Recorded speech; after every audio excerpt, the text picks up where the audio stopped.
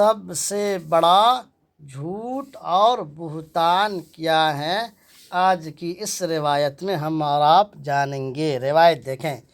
قال رسول اللہ صلی اللہ علیہ وسلم ان من اعظم الفرا ان يدعي الرجل الى غیر ابیہ۔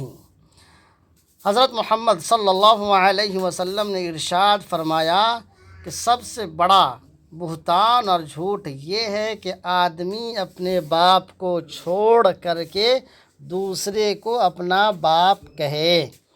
ان من اعظم الفرا ان يدعي الرجل الى غیر ابیہ، سب سے بڑا جھوٹ اور بہتان یہ ہے کہ آدمی اپنے باپ کو چھوڑ کر کے دوسرے کو اپنا باپ کہے۔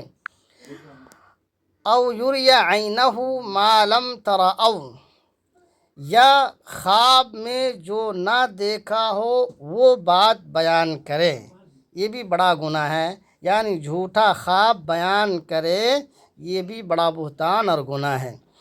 فرمایا او یری عینہ ما لم ترأو، جو خواب میں نہ دیکھا ہو اس کو بیان کرے، یہ بھی بڑا گناہ ہے۔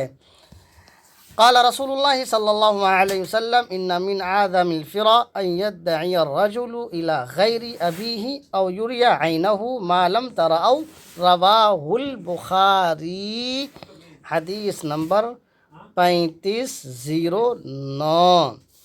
حضرت محمد صلی اللہ علیہ وسلم نے ارشاد فرمایا سب سے بڑا گناہ یہ ہے کہ آدمی اپنے باپ کو چھوڑ کر کے دوسرے کو اپنا باپ کہے اور وہ بات بیان کرے جو خواب میں اس نے نہیں دیکھا ہے، اور یہ کہے کہ میں نے خواب میں دیکھا ہے، تو یہ بڑا گناہ، بڑا جھوٹ اور بڑا بہتان ہے۔